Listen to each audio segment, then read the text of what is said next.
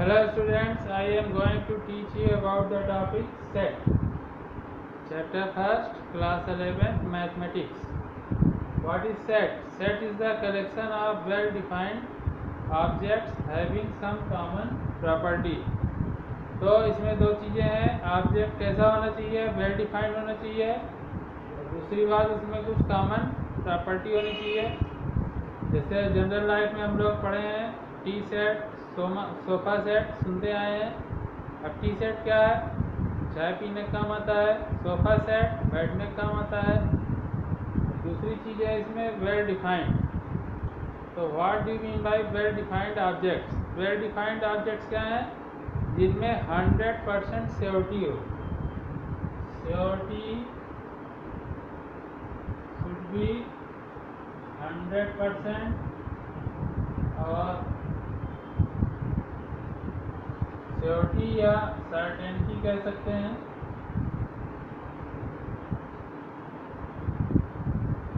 और अनसर्टेनिटी कितनी होनी चाहिए? 0%। सर्टेनिटी या श्योरिटी उसमें 100% होनी चाहिए और अनसर्टेनिटी 0% होनी चाहिए। अब जैसे कहा जाए collection of natural numbers less than 5, तो इसमें 1, 2, 3 और 4 नेचुरल नंबर लेस देन 5 कौन से होंगे? 1, 2, 3 एंड 4। इसमें 100% सर्टेनिटी है कि नेचुरल नंबर्स लेस देन 5 यही 4 होंगे, इनके अलावा और कोई नहीं हो सकता। इसमें कोई भी अनसर्टेनिटी नहीं है, कोई भी कंफ्यूजन नहीं है। Uncertainty 0%। Therefore, this type of collection is well defined.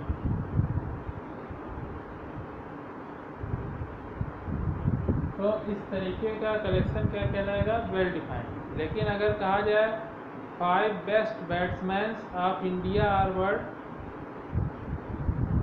5 best batsman of India,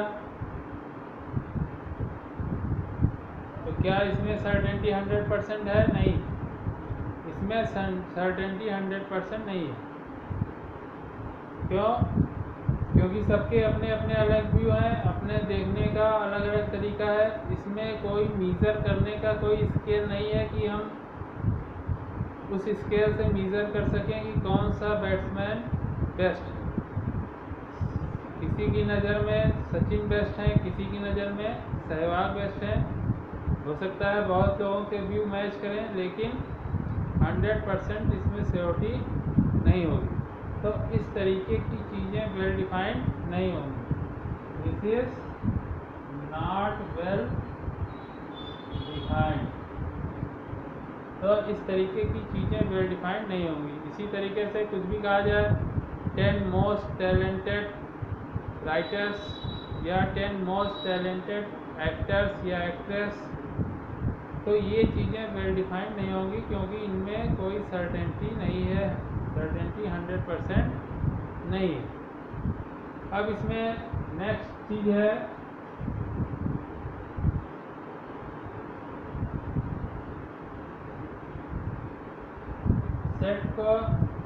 set का रिप्रेजेंटेशन।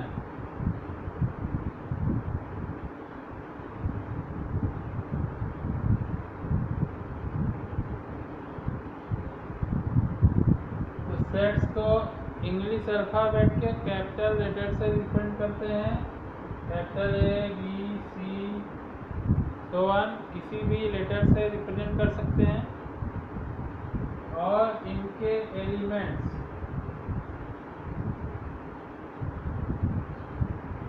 ऑब्जेक्ट्स या मेंबर्स,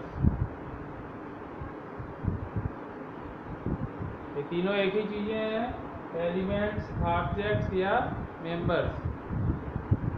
तो जिन चीज़ों का कलेक्शन सेट होता है उनको क्या कहते हैं? उस सेट के ऑब्जेक्ट या एलिमेंट या मेंबर्स। तो इनको इंग्लिश अल्फ़ाबेट के स्मॉल लेटर से रिप्रेजेंट कर सकते हैं।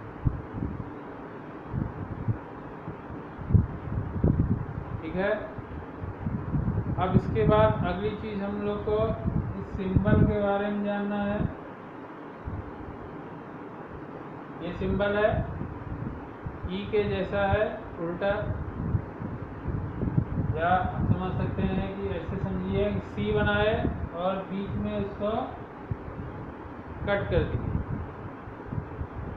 तो इस सिंबल को बोलते हैं बिलोंग्स टू।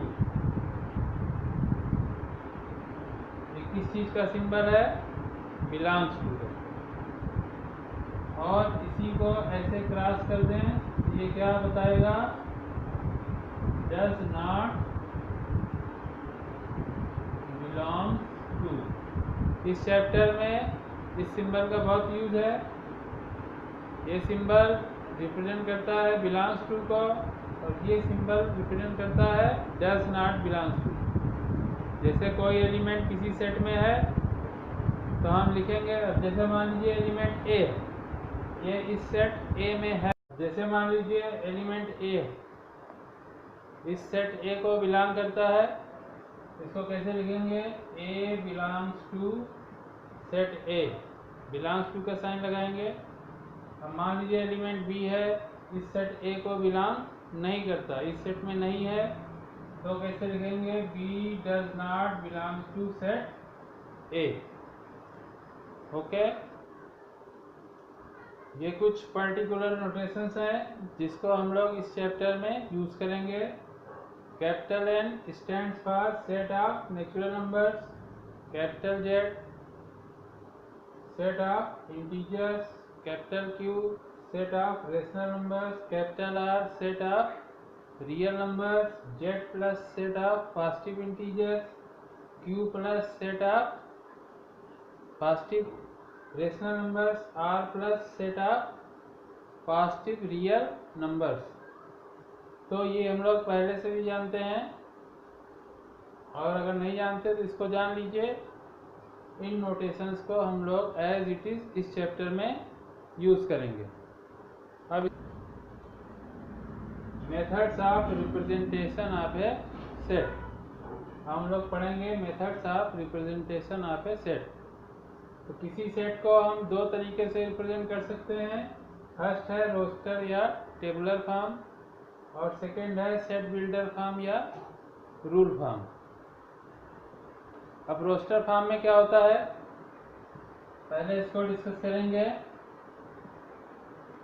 रोस्टर फॉर्म में होता है कि जो भी एलिमेंट है उनको एज इट इज कामा लगा के लिखते हैं और एक स्मॉल ब्रैकेट में क्लोज कर देते हैं।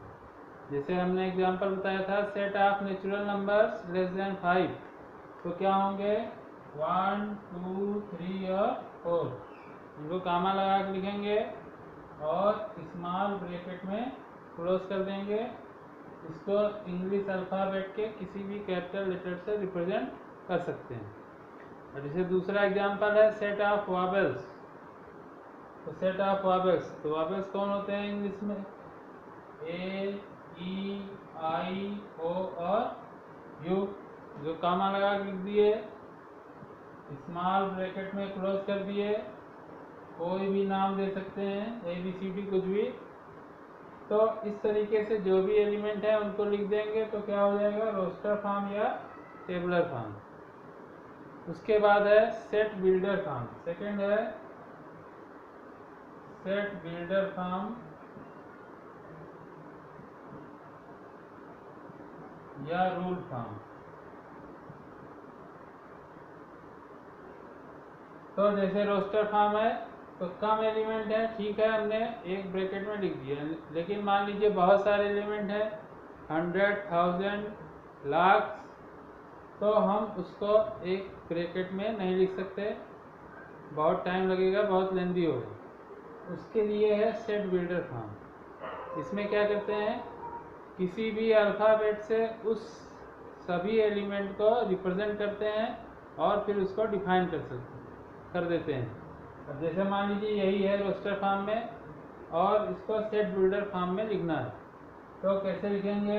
A इज इक्वल टू, अब इन एलिमेंट्स को किसी भी अल्फ़ाबेट X, Y, Z किसी से भी रिप्रेजेंट कर सकते हैं। तो लिखेंगे a is equal to bracket x। अब इन एलिमेंट्स को हमने x से रिप्रेजेंट कर दिया। इसके बाद कॉलन का साइन लगाएंगे। कॉलन दो बिंदी है, ये किस चीज का साइन है? कॉलन। ये क्या बताता है? इसको क्या पढ़ेंगे? Such that. इसको हम लोग क्या पढ़ेंगे? Such that. तो a is equal to bracket x such that. अब x क्या है उसको डिफाइन करेंगे। यहाँ x क्या है? पहली बात तो नेचुरल नंबर है, तो लिखेंगे x is a natural number. और दूसरी कंडीशन क्या है? ये 5 से छोटे हैं, तो लिखेंगे एंड x लेस देन 5। तो इस सेट को जो कि रोस्टर फॉर्म में है, इसको सेट बिल्डर फॉर्म में कैसे लिखे? a is equal to x। अब x को डिफाइन करेंगे, क्या है? x is a natural number and x is less than 5। अब इसको और शॉर्ट में भी लिख सकते हैं। इसको हम ऐसे भी लिख सकते हैं x such that x belongs to natural number. Capital N natural number को रिप्रेजेंट करता है। x belongs to natural number and x less than 5। तो ये रोस्टर फॉर्म में है। इसको सेट बिल्डर फॉर्म में इस तरीके से या इस तरीके से लिख सकते हैं।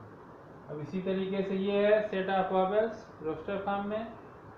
इसको सेट बिल्डर फॉर्म में लिखेंगे, कैसे लिखेंगे?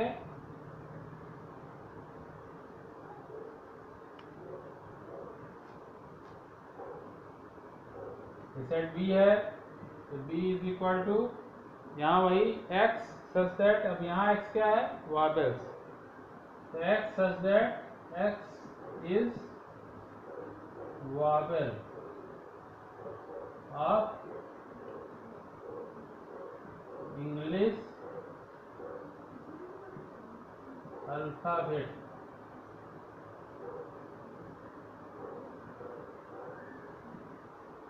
ठीक है, तो इस तरीके से ये रोस्टर फॉर्म हो गया और ये सेट बिल्डर फॉर्म हो गया। अब इसके बाद हम लोग पढ़ेंगे एक्सरसाइज 1.1। जैसे इसमें फर्स्ट क्वेश्चन है collection of first part collection of months of year beginning with J. अब बताना है ये सेट है या नहीं है। तो सेट होने या ना होने के लिए हमने बताया था ऑब्जेक्ट क्या होने चाहिए? वेल डिफाइंड, जिसमें 100% श्योरिटी हो या सर्टेनिटी हो और अनसर्टेनिटी 0% हो। तो months of year beginning with J, तो ये श्योर है कि कौन कौन से मंथ हैं जो जे से स्टार्ट होते हैं। हम लोग जानते हैं कौन कौन से मंथ हैं? जनवरी, जून और जुलाई। तो ये सर्टेन मंथ्स हैं जो जे से स्टार्ट होते हैं, इसलिए ये कलेक्शन क्या हो गया? सेट हो गया। और सेकंड क्या है? 10 most collection of 10 most talented writers of India. अब यहाँ मोस्ट लग गया, 10 मोस्ट टैलेंटेड राइटर्स। तो हमने बताया था ये क्या होता है? अनसर्टेन। अब 10 मोस्ट टैलेंटेड राइटर्स कौन से हैं? इसमें कोई सर्टेनिटी नहीं है, सबके व्यू अलग अलग हो सकते हैं, इसलिए ये कलेक्शन सेट नहीं है। अब क्वेश्चन नंबर 2 है, इसमें एक सेट दिया है ए 1 2 3 4 5 6। तो इसमें दो एग्जाम्पल ले रहे हैं, फर्स्ट पार्ट और सेकेंड पार्ट। अब यहाँ दिया 5 dot dot A 8 dot dot A.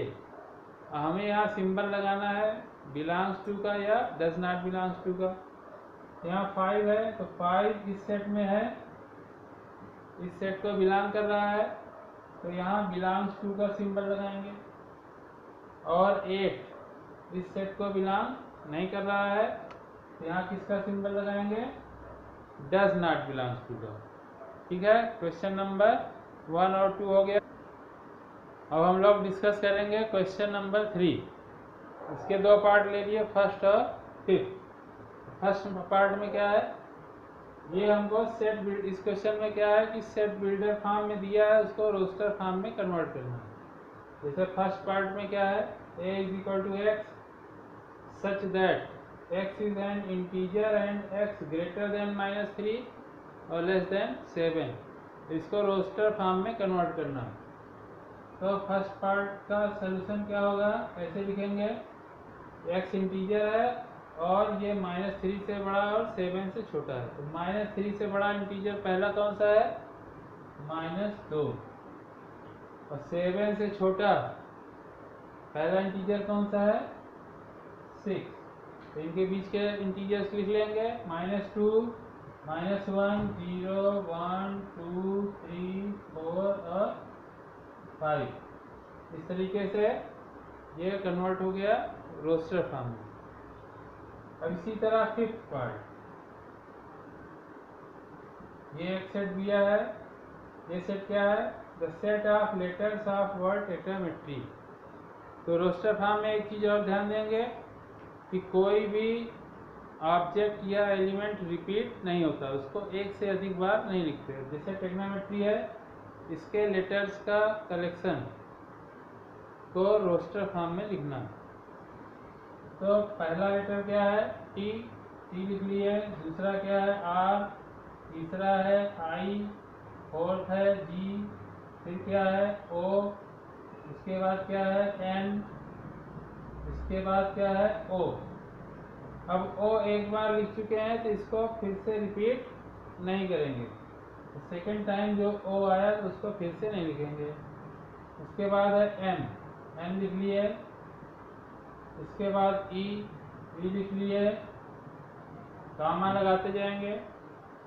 उसके बाद टी, टी एक बार लिख चुके हैं तो फिर से इसको रिपीट नहीं करेंगे। उसके बाद है आर, आर भी हम लोग एक बार लिख चुके हैं तो इसको भी रिपीट नहीं करेंगे। बचा क्या, वाई। तो इस तरह से ये क्या हो गया, set of letters of word टेक्नोमेट्री। तो इसमें कई लेटर्स रिपीट हैं तो उसको एक से अधिक बार नहीं लिखेंगे। इन लेटर्स को कामा लगा के लिखते जाएंगे और रिपीट नहीं करेंगे। इसके बाद क्वेश्चन नंबर 4 में क्या है, ये रोस्टर फॉर्म में दिया है, इसको सेट बिल्डर फॉर्म में कन्वर्ट करना है। तो दो पार्ट ले लिए क्वेश्चन नंबर 4 के। फर्स्ट पार्ट ये है, ये रोस्टर फॉर्म में दिया है एक सेट 3, 6, 9, 12। अब इसको हमको सेट बिल्डर फॉर्म में कन्वर्ट करना है। मान लीजिए इसको हम ए से रिप्रेजेंट करते हैं, तो इसका सलूशन क्या होगा, ए इज इक्वल टू, तो सेट बिल्डर फॉर्म में क्या बताए थे कि सभी एलिमेंट को एक अल्फ़ाबेट से रिप्रेजेंट करते हैं, एक्स, वाई, जेड या किसी से भी। तो मान लीजिए इनको हम एक्स से रिप्रेजेंट करते हैं, एक्स कॉलन का साइन लगाएंगे, इसका मतलब बताए थे क्या होता है, सच दैट, एक्स सच दैट। अब एक्स क्या है इसको हम लोग डिफाइन करेंगे। तो यहाँ देखिए एक्स क्या है, ये नंबर्स क्या है, 3 1 जा 3, 3 2 जा 6, 3 3 जा 9, 3 4 जा 12। तो these numbers are multiple of 3। तो ये 3 के मल्टीपल है, तो इसको हम लिख सकते हैं x such that x is equal to 3 into m। m कोई नेचुरल नंबर है, 3 into m यानी 3 का मल्टीपल। और यहाँ m क्या है, m belongs to a natural number. और m की वैल्यू क्या है, 1 से 4 तक, 3 1 जा 3 और 3 4 जा 12। तो m की वैल्यू 1 से 4 तक है। तो हम लिख सकते हैं and m is greater or equal to 1 and less or equal to 4। Sorry, यहाँ m लिखेंगे, where m is greater or equal to 1 less or equal to 4। m की वैल्यू 1 या उससे बड़ी और 4 या उससे छोटी। तो इस तरीके से इसको सेट बिल्डर फॉर्म में इस तरीके से लिख सकते हैं। तो दूसरा पार्ट है 1 4 9 डॉट डॉट अप टू 100। अब इसको सेट बिल्डर फॉर्म में कन्वर्ट करना है। ये सब रोस्टर फॉर्म में दिए हैं। किस फॉर्म में है? रोस्टर फॉर्म में। इनको सेट बिल्डर फॉर्म में कन्वर्ट करना है। अब सेकंड वाले इसका नाम मान लीजिए दे दें बी। तो इस सेट बी को हम लोग कैसे लिखेंगे? सबसे पहले कोई भी लेटर ले लेंगे। मान लीजिए एक्स ले लिए। ये एक्स इन सबको रिप्रेजेंट कर रहा है। तो एक्स क्या है इसको हम लोग डिफाइन करेंगे। एक्स सच दैट का सिंबल लगाएंगे, कॉलन साइन लगाएंगे, दो बिंदी यहाँ लगाएंगे। अब एक्स यहाँ क्या है इसको देखिए, ये 1 है, इसको हम लोग 1 का स्क्वायर लिख सकते हैं। 4 है, 2 का स्क्वायर, ये 3 का स्क्वायर और ये 10 का स्क्वायर। यानी ये 1 से 10 तक के स्क्वायर नंबर्स हैं। तो हम इसको ऐसे डिफाइन कर सकते हैं x such that x is equal to n square. X is equal to n square, जहाँ एन क्या है, इसके बेस क्या है 1 2 3 4 so on up to 10। ये क्या है? Natural number. तो n belongs to natural number और n की वैल्यू क्या है 1 से 10 तक। तो हम लिख सकते हैं and n is greater or equal to 1 और लेस आर इक्वल टू 10। ठीक है? ये 1 का स्क्वायर, 2 का स्क्वायर, 3 का square so on up to 10 का स्क्वायर। तो इसको लिख सकते हैं b is equal to x. यही सबको रिप्रेजेंट कर रहा है। अब ये क्या है? 1 2 3 4 so on up to 10 के स्क्वायर, यानी नेचुरल नंबर के स्क्वायर है। तो x is equal to n square, where n belongs to natural number और n की वैल्यू क्या है? ग्रेटर आर इक्वल टू 1 और लेस आर इक्वल टू 10। ठीक है? Now question number 5। अब इसमें सेट बिल्डर फॉर्म में दिया है। ये किस फॉर्म में है? Set builder form. इनको रोस्टर फॉर्म में कन्वर्ट करना है। तो कैसे करेंगे? फर्स्ट है ए। अब इसमें दिया x such that x is N odd natural number. तो ऑड नेचुरल नंबर कौन से हैं? पहला नेचुरल नंबर 1, उसके बाद 3 5। तो चूंकि यहाँ कोई लिमिट नहीं दी है यानी इनफाइनाइट तक होगा, तो इसके लिए डॉट डॉट लगाते हैं। डॉट डॉट का मतलब अब ये इनफाइनाइट है। अब दूसरा है fourth part, x such that x is a letter of word loyal। x such that x is a letter of word loyal। तो loyal के वर्ड्स जो लेटर्स हैं उनको लिखना है।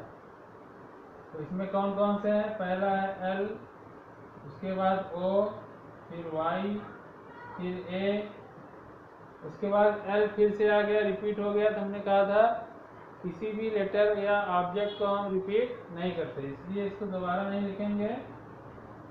तो ये हो गया इसका सोल्यूशन। तो इसके लेटर्स हो गए L, O, Y और A। L 2 बार आया है, इसको 2 बार नहीं लिखेंगे। तो this is the exercise 1.1। Thanks for watching the video. और अगर वीडियो पसंद आए तो इसको सब्सक्राइब करना ना भूलें, लाइक और शेयर जरूर करें। Thank you.